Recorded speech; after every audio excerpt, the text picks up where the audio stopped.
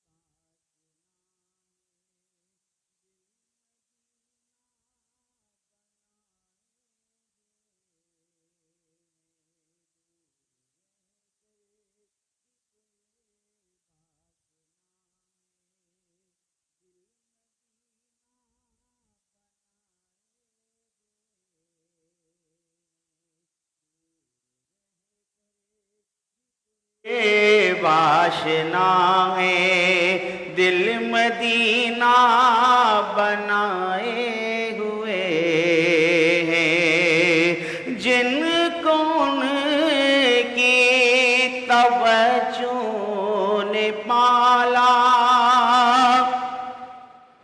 ان کی رحمت نے جن کو سوارا،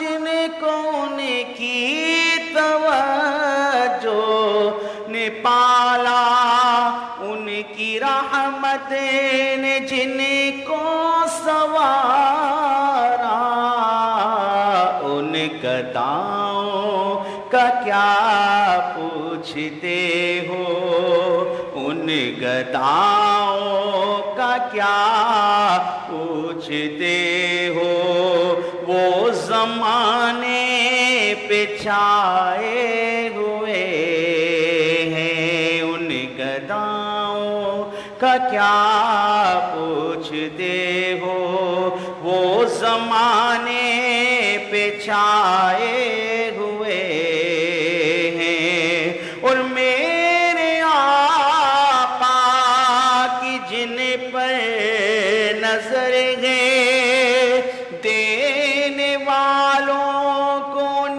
کی خبر ہے، میں جن کا مقصود ان کا نگر ہے، جن کا مقصود ان کا نگر ہے، سارے اکرام پائے ہوئے ہیں، تاجدار مدینہ کے جلوے جن کے دل میں سمائے ہوئے ہیں، آل اطہر کا صدقہ عطا ہو، مفلسی کا ہماری بلا ہو،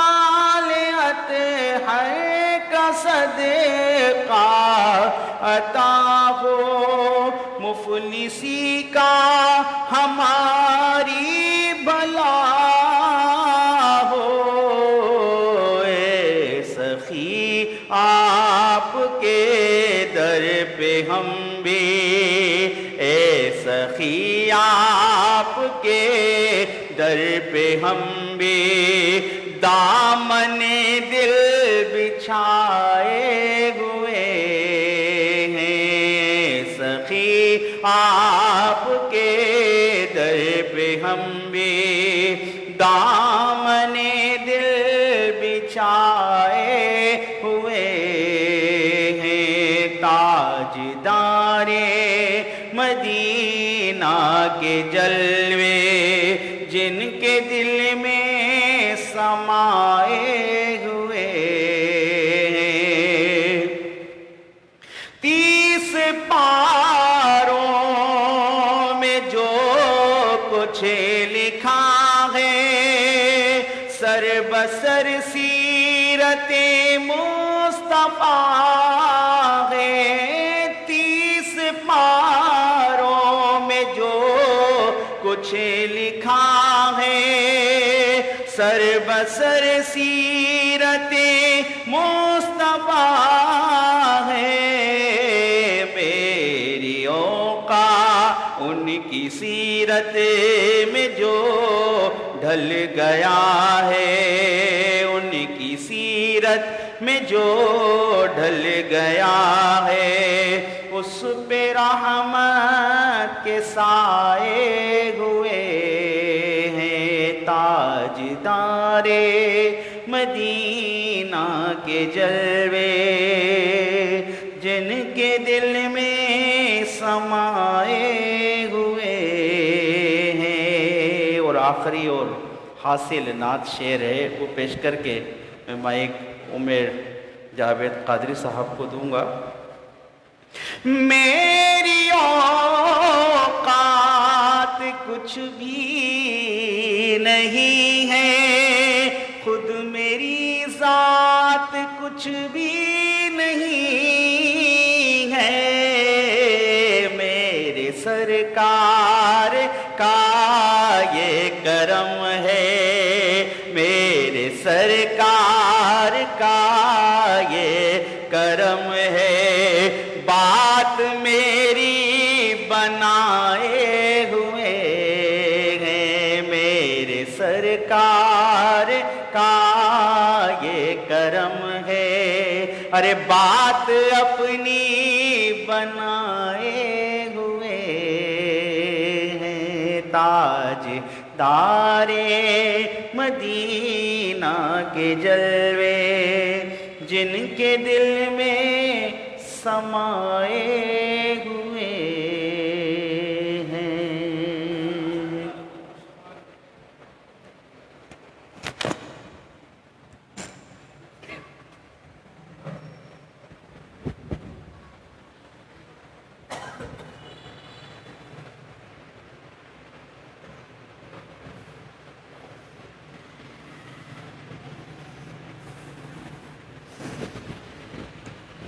اعوذ باللہ من الشیطان الرجیم، بسم اللہ الرحمن الرحیم، سبحانک لا علم لنا الا ما علمتنا انک انت العلیم الحکیم۔ الحمد للہ نحمده ونستعینه ونستغفره ونؤمن به ونتوکل علیہ ونعوذ باللہ من شرور انفسنا ومن سیئات اعمالنا، من يهده الله فلا مضل له ومن يضلل فلا هادي له۔ قال الله تبارك وتعالى في القرآن العظيم وفرقان المجيد، بسم الله الرحمن الرحيم، الف لام میم را، تلك آیات الکتاب والذی انزل الیک من ربک الحق ولکن اکثر الناس لا یؤمنون۔ إن الله وملائكته يصلون على النبي يا أيها الذين آمنوا صلوا عليه وسلموا تسليما اللهم صل على سيدنا ومولانا محمد معدن الجود والكرم وآله وبارك وسلم۔ حاضرین محترم، سورہ رات اور آیت نمبر 1 آپ کے سامنے میں نے تلاوت کیا۔ گزشتہ نشست کے اندر آپ کے سامنے سورہ رات کا تعارف بتایا تھا اور یہ بتایا کہ سورہ رات اللہ تعالیٰ نے اس سورت میں کیا برکات رکھی ہیں اور کون کون سے عنوانات اس کے اندر ہیں۔ تو آج انشاءاللہ اس کی پہلی آیت کا باقاعدہ آغاز ہوتا ہے۔ اللہ فرماتا ہے الف لام میم را۔ اب یہ جو جملہ ہے الف لام میم را، اس کا کوئی بھی ترجمہ نہیں ہے، یہ حروف مقطعات میں سے۔ ان حروفوں کو قطع کر کے پڑھا کیا جائے گا، یعنی الف کو الگ پڑھیں گے، لام کو الگ پڑھیں گے، میم کو الگ اور را کو الگ۔ یہ 4 حرف ملا کے ایک جملہ بنا الف لام میم را۔ اب لوگ یہ سمجھتے ہیں کہ اس کا کوئی مطلب نہیں ہے، لیکن یہ بات نہیں ہے۔ اگر آپ یہ سمجھیں کہ اس کا کوئی مطلب نہیں تو آپ کی بات کا مطلب یہ ہوا کہ قرآن کے اندر ایسا بھی کلام ہے جو بے معنی ہے۔ تو یاد رکھیں قرآن میننگ فل ہے، قرآن کے اندر معنویت موجود ہے۔ قرآن کے ایک ایک حرف میں، ایک ایک جملے میں، ایک ایک لفظ میں کوئی نہ کوئی معنی اور کوئی نہ کوئی مفہوم چھپا ہوا ہے۔ ہاں، اب وہ مفہوم ہم پر واضح ہو اللہ کی طرف سے یا نہ ہو یہ ضروری نہیں ہے۔ اللہ نے جو بات ہمیں بتانی تھی بتا دی، اور جو بات راز میں رکھنی تھی تو وہ حروف مقطعات کے پردے میں رکھ دی، لیکن جاننے والے انہیں بھی جانتے ہیں۔ تو یاد رکھیں الف لام میم را، اس کا مطلب لوگوں کے سامنے واضح نہیں، لیکن اللہ رب العزت اس کے مطلب کو جانتا ہے۔ اور اس کے نزول کا مقصد کیا ہے؟ جب اس کے معنی امت کو بتانے ہی نہیں تھے تو یہ نازل کیوں ہوا؟ تو یہ اس لیے نازل ہوا تاکہ امت قرآن کے معجزے سے متاثر ہو سکے کہ ہم جتنا بھی ایڑی چوٹی کا زور لگا لیں قرآن کے مفہوم تک ہر شخص کی رسائی نہیں ہو سکتی۔ اس میں کچھ باتیں ایسی ہیں جو اللہ نے پردے میں اور صیغہ راز میں رکھی ہیں، لیکن یہ یاد رکھیں کہ نبی پاک صلی اللہ علیہ وسلم جانتے ہیں اللہ کے بتانے سے، حضور کو معلوم ہے۔ اللہ فرماتا ہے تلک آیات الکتاب، اللہ فرماتا ہے یہ کتاب کی آیتیں ہیں۔ یہ جو کچھ اے محبوب آپ پر پڑھا جا رہا ہے یہ آپ کی آیتیں ہیں۔ اللہ فرماتا ہے اور وہ جو تمہاری طرف تمہارے رب کی طرف سے نازل کیے گئے، والذی انزل الیک من ربک الحق، اور جو آپ پر نازل کیا گیا، یہ سب اللہ کی نشانی ہے۔ لیکن آپ تو ان باتوں کو سمجھتے ہیں، آپ کے فالوورز بھی ان باتوں کو سمجھتے ہیں، آپ پر ایمان لانے والے بھی یہ باتیں سمجھتے ہیں، لیکن اللہ فرماتا ہے لیکن بات یہ ہے کہ اکثر الناس لا یؤمنون، اکثر لوگ اس بات کو نہیں سمجھتے، اکثر لوگ یہ بات نہیں مانتے کہ یہ اللہ کا کلام ہے۔ اللہ فرماتا ہے اللہ الذی رفع السماوات، اب اللہ اپنی شان بتا رہا ہے کہ اللہ وہی ہے جس نے آسمانوں کو بلند کیا ستونوں کے بغیر، آسمان کو رفع فرمایا، اونچا فرمایا۔ کیا فرمایا؟ اللہ وہ ہے الذی جو رفع السماوات، جس نے آسمانوں کو رفع فرمایا، بلند فرما دیا، بغیر عمد ترونہا، اور اس انداز میں بلند فرمایا کہ آسمان کا کوئی پلر، کوئی ستون، کوئی زاویہ اور کوئی سی سپورٹ نہیں ہے، آسمان کو ایسے ہی بلند کیا بغیر سہارے کے۔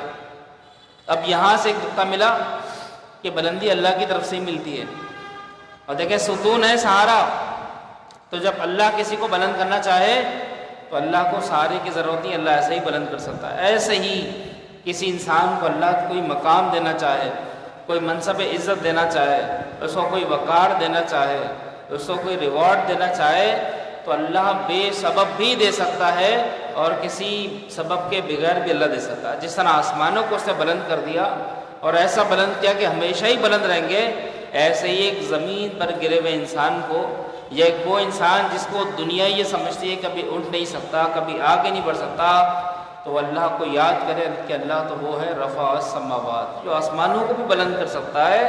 تو اللہ کے لیے ہمیں بلند کرنا کوئی مشکل بات نہیں ہے۔ وہ قوموں کو زوال سے نکال کر عروج عطا فرماتا ہے، اور عروج پر بیٹھے ہوئی قوموں کو عروج سے زوال کی طرف لاتا ہے. یہ اللہ کے لیے کمال کی بات ہے, اللہ کے لیے کوئی مشکل نہیں ہے. پھر فرمایا ثم استوى علی العرش, اور اللہ نے صرف زمین کو بلند نہیں فرمایا, زمین سے اوپر کیا ہے؟ عرش ہے. دیکھیں دنیا ہے, دنیا کے اوپر آسمان ہے, دنیا پوری زمین کا نام ہے.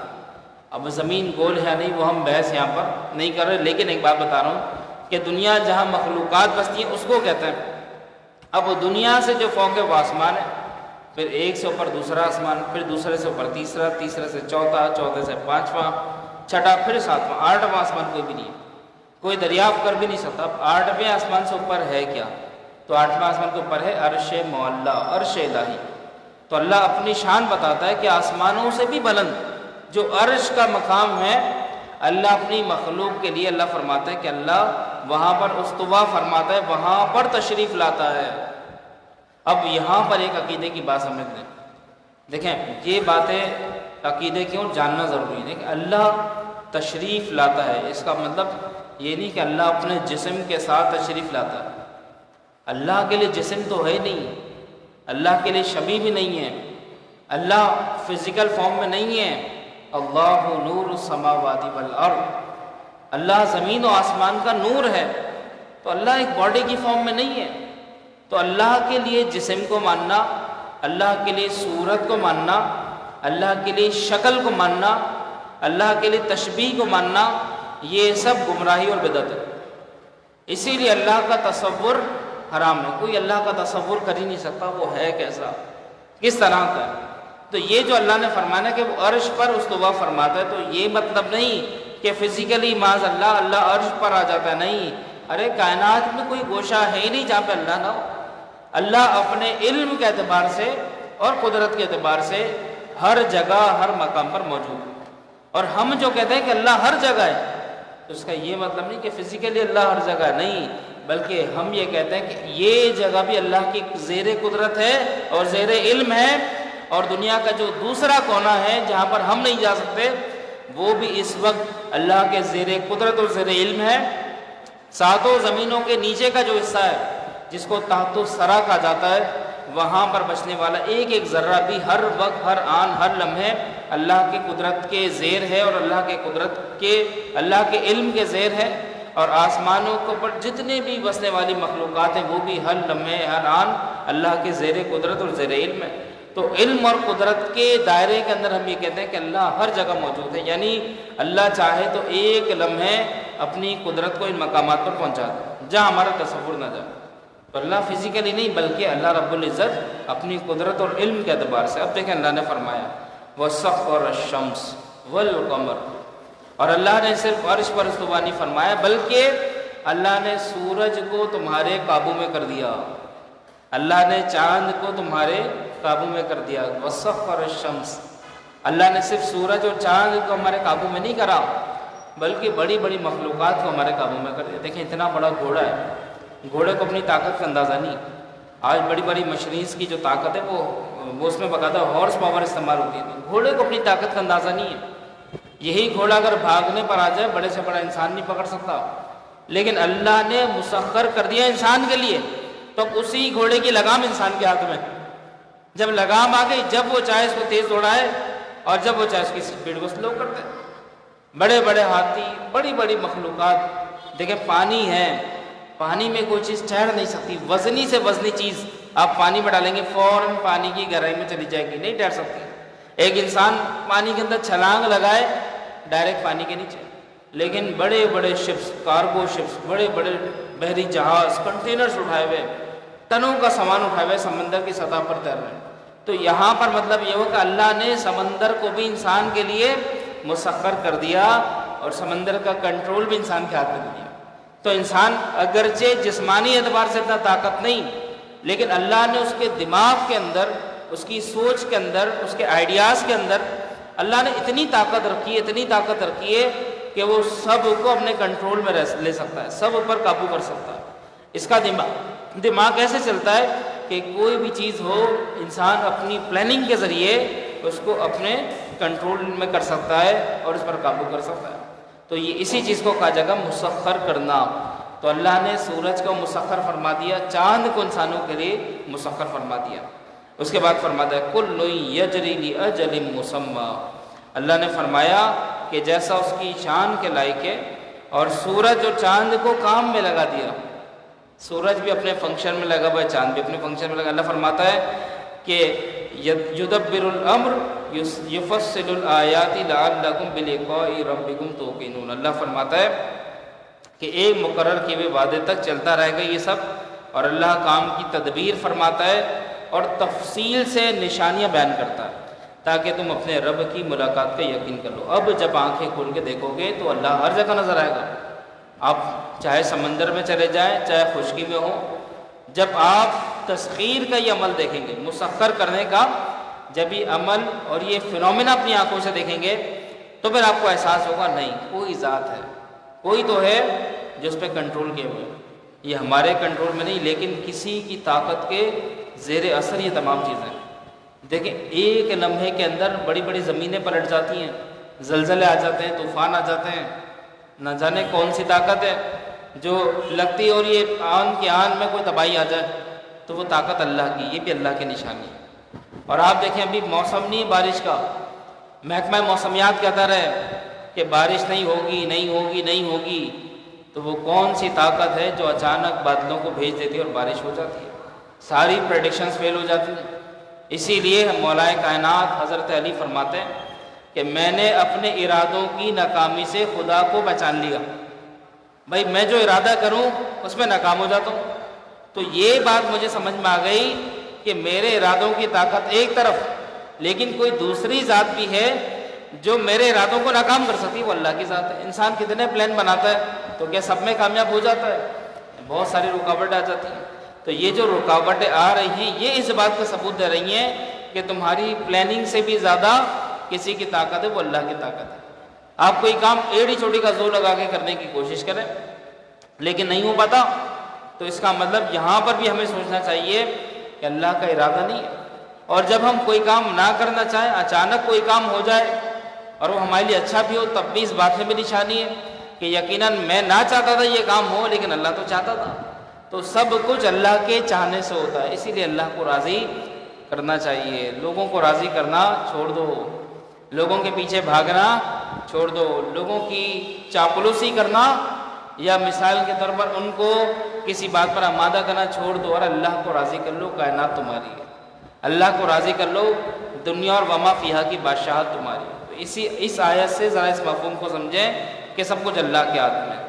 پھر فرمایا وَهُوَ الَّذِي، اور وہی ہے، مَدَّ الْأَرْضِ، جس نے زمین کو پھیلا دیا، زمین کو جس نے پھیلا دیا دور دراز تک، مشرق مغرب نارتھ ساؤتھ یعنی جنوب وغیرہ، یہ سب زمین کا پھیلاؤ ہے، اور اس زمین کو صرف اللہ نے پھیلایا نہیں بلکہ فرمایا وَجَعَلَ فِيهَا، اور رکھ دیا اس میں رواسیا وانہارا، اور اس میں ہم نے پہاڑ اور نہریں بنا دی۔ صرف زمین کو پھیلایا نہیں بلکہ اس میں قدرت کے عجائب و غرائب ہم نے رکھ دیے، کہیں پر پہاڑ ہیں، کہیں پر پانی ہے، کہیں پر نہریں، کہیں پر دریا ہے، کہیں پر ریگستان ہے، کہیں پر سبزہ ہے۔ تو زمین کے اندر مختلف رنگوں کا، مختلف صورتوں کا، مختلف مناظر کا نظر آنا، یہ بھی اللہ کے جلووں کی جھلک ہے۔ اللہ فرماتا ہے کہ زمین کو ہم نے پھیلایا اور اس میں پہاڑ اور نہریں بنائیں۔ پھر اللہ فرماتا ہے وَمِن كُلِّ الثَّمَرَاتِ، اور اللہ فرماتا ہے کہ زمین میں ہر قسم کے پھل ہم نے اگائے۔ فرمایا میں وَمِن كُلِّ الثَّمَرَاتِ جَعَلَ فِيهَا زَوْجَيْنِ اثْنَيْنِ، ہر پھلوں کا جوڑا ہم نے بنایا، زمین کے اندر دو دو طرح کے پھل بنائے، اور وہ رات سے دن کو چھپا لیتا ہے، رات آ جاتی ہے دن چھپ جاتا ہے، دن آ جاتا ہے تو رات چھپ جاتی ہے۔ اللہ فرماتا ہے یغشی اللیل النہار ان فی ذلک لآیات لقوم یتفکرون، اور بے شک یہ بھی نشانیاں ہیں ان لوگوں کے لیے جو غور و فکر کرتے ہیں۔ اب یہاں پر پھلوں کی پیدائش کا ذکر ہوا، دیکھیں زمین ہے، زمین میں گرو کرنے کی صلاحیت ہے، اگانے کی صلاحیت ہے، اور زمین اگاتی ہے پانی کی بنیاد پر، تو اللہ نے فرمایا کہ ہم نے اس پر نہروں کو رواں کر دیا، اب نہروں کا پانی زمین کو ملتا رہتا ہے تو یہاں سے درخت اور کھیتیاں تازہ ہوتی ہیں، پھر میں پھل سبزیاں فروٹ وغیرہ لگ جاتے ہیں۔ تو اللہ فرماتا ہے کہ ہم نے ہر پھل کے جوڑے بنائے ہیں۔ آپ دیکھ لیجئے کہ چاہے پھل کتنی بھی اقسام کا ہو، سب کا ذائقہ الگ ہے، سب کی خوشبو الگ ہے، سب کی شکل و صورت الگ ہے، لیکن سب کی بنیاد کیا ہے؟ پانی۔ ایک ہی پانی سیب کو بھی مل رہا ہے، ایک ہی پانی آم کو بھی مل رہا ہے، اور ایک ہی پانی کیلے کو بھی مل رہا ہے، لیکن نہ تینوں کی شکل ایک ہے، نہ تینوں کا رنگ ایک ہے، نہ تینوں کی خوشبو ایک ہے، نہ تینوں کا ذائقہ ایک ہے۔ وہی پانی الگ الگ پھل بنا رہا ہے، اور ہر ایک کے اندر افادیت بھی الگ الگ ہے۔ کسی کے اندر آئرن ہے، کسی میں آئرن نہیں ہے، کسی میں وائٹامنس ہیں، کسی میں وائٹامنس کم ہے، کسی میں بہت زیادہ ہیں، کسی میں نہیں ہے۔ تو یہ قدرت کے الگ الگ مناظر اور جھلک ہے کہ ایک چیز سے اللہ اتنی ساری چیزیں بنا سکتا ہے جو کسی انسان کے بس کی بات نہیں ہے۔ کوئی انڈسٹری ہو، کوئی فیکٹری ہو، وہ یہ کام نہیں کر سکتی، اس کو آرٹیفیشل تو کہا جائے گا، لیکن ریئلٹی اللہ نے اپنی قدرت پہ رکھی۔ پھر اللہ فرماتا ہے آیت نمبر 4، وَفِي الْأَرْضِ، اور زمین کے مختلف حصے ہیں، وَفِي الْأَرْضِ قِطْعٌ مُتَجَاوِزَاتٌ وَجَنَّاتٌ مِّنْ أَعْنَابٍ وَزَرْعٌ وَنَخِيلٌ وَصِنْوَانٌ وَغَيْرَ صِنْوَانٍ۔ اللہ فرماتا ہے اور زمین کے مختلف حصے ہیں جو ایک دوسرے کے قریب قریب ہیں، اور انگور کے باغ ہیں، اور کھیتی اور کھجور کے درخت ہیں، ایک دوسرے ایک جڑ سے اگے ہوئے اور الگ الگ اگے ہوئے۔ اللہ فرماتا ہے سب کو ایک ہی پانی دیا جاتا ہے، یسقا بماء واحد ونفضل بعضها على بعض فی الاکل ان فی ذلک لآیات لقوم یعقلون۔ اللہ فرماتا ہے اور پھلوں میں ہم ایک دوسرے سے بہتر بناتے ہیں، بے شک اس میں عقل مندوں کے لیے نشان ہے۔ وہی بات ہے جو میں نے آپ کو سمجھائی۔ اب آخر کی 3 آیتیں اللہ فرماتا ہے وَإِن تَعْجَبٌ قَوْلُهُمْ أَإِذَا كُنَّا تُرَابًا، اگر تم تعجب کرو تو تعجب والی چیز تو ان کا یہ کہنا ہے کہ کیا جب ہم مٹی ہو جائیں گے تو کیا ہم پھر نئے سرے سے بنا جائیں گے؟ یہ تمام چیزیں سمجھانے کے بعد جب ان کو کہا جائے اللہ پر ایمان لے آؤ، کیونکہ اللہ وہ ذات ہے کہ وہ تمہیں دوبارہ زندہ کرے گا، تو وہ کہتے ہیں کہ کیا ہم دوبارہ زندہ ہو جائیں گے؟ فرماتے ہیں آئنہ لفی خلق جدید، کیا ہمیں جدید طریقے سے پیدا کیا جائے گا؟ اولئک الذین کفروا بربہم، اللہ فرماتا ہے یہی وہ لوگ ہیں جنہوں نے اپنے رب کا انکار کیا۔ کفروا بربہم، رب کے ساتھ کفر کیا اور اس کا انکار کیا۔ اور پھر آگے اللہ تعالیٰ نے فرمایا اور یہی ہیں جن کی گردنوں میں طوق ہوں گے اور یہی جہنمی ہیں، اس میں ہمیشہ کے لیے رہیں گے۔ اللہ فرماتا ہے اولئک الاغلال فی اعناقہم واولئک اصحاب النار ھم فیہا خالدون، ایسے لوگ ہمیشہ جہنم میں رہیں گے جو اللہ کا انکار کرتے ہیں۔ پھر فرمائے وَيَسْتَعْجِلُونَكَ بِالسَّيِّئَةِ قَبْلَ الْحَسَنَةِ، اور رحمت سے پہلے تم سے عذاب کا جلدی مطالبہ کرتے ہیں، یعنی حضور علیہ السلام سے ہی کہتے ہیں کہ آپ ہمیں کہہ رہے ہیں کہ ایمان لائیں، اور اگر ہم ایمان نہیں لائیں گے تو عذاب آئے گا، تو اے نبی آپ وہ عذاب لا کر دکھا دیں۔ تو وہ رحمت سے پہلے عذاب کا مطالبہ کر رہے ہیں۔ اللہ فرماتا ہے حالانکہ ان سے پہلے عبرتناک سزائیں گزر چکی ہیں، وَقَدْ خَلَتْ مِن قَبْلِهِمُ الْمَثُولَاتُ، پہلے گزر چکی سزائیں۔ اللہ فرماتا وَإِنَّ رَبَّكَ لَذُو مَغْفِرَةٍ لِلنَّاسِ عَلَىٰ ظُلْمِهِمْ، اللہ نے فرمایا اور بے شک تمہارا رب تو لوگوں کے ظلم کے باوجود بھی انہیں ایک قسم کی معافی دینے والا ہے۔ لوگ اللہ کا انکار کرتے رہتے ہیں لیکن فوراً ان کی گرفتاری نہیں ہوتی، لوگ اللہ کو برا کہتے رہتے ہیں لیکن اللہ ان کی پکڑ نہیں فرماتا، ان کو مہلت دیتا ہے۔ تو اللہ فرماتا ہے کہ اللہ تو انہیں مہلت دے رہا ہے۔ وَإِنَّ رَبَّكَ لَشَدِيدُ الْعِقَابِ، اور بے شک تمہارے رب کا عذاب بڑا سخت ہے، جب وہ عذاب آئے گا تو اس کی سختی برداشت نہیں کر سکتے۔ اب آج کے درس کی آخری آیت اللہ فرماتا ہے کہ کافر کہتے ہیں کہ ان پر ان کے رب کی طرف سے کوئی نشانی کو نہیں اتری۔ کتنے سکون کے ساتھ یہ اعتراض کرتے ہیں کہ وَيَقُولُ الَّذِينَ كَفَرُوا لَوْلَا أُنزِلَ عَلَيْهِ آيَاتٌ مِّن رَّبِّهِ، رب کی طرف سے کوئی آیت کوئی نشانی ہم پر کیوں نہیں آتی؟ حالانکہ نشانی تو ہے، قدرت بھی نشانی ہے، قرآن کی آیات بھی نشانی ہے، لیکن وہ انجان بن کے یہ بات کہتا ہے کہ اے نبی یہ بتائیں کہ کوئی نشانی اللہ کی طرف سے کیوں نہیں آتی؟ انما انت منذر ولکل قوم ہاد، تو فرمایا کہ اے حبیب تم تو ڈر سنانے والے ہو اور ہر قوم کے ہادی ہو۔ یہ تم سے کیسا سوال کر رہے ہیں؟ تم نے ان کو ڈرا بھی دیا، بشارت بھی دی، لیکن ایمان نہیں لاتے، اور اب جا کے پوچھتے ہیں کہ ہمارے اوپر اللہ کی طرف سے کوئی نشانی کیوں نہیں آئی؟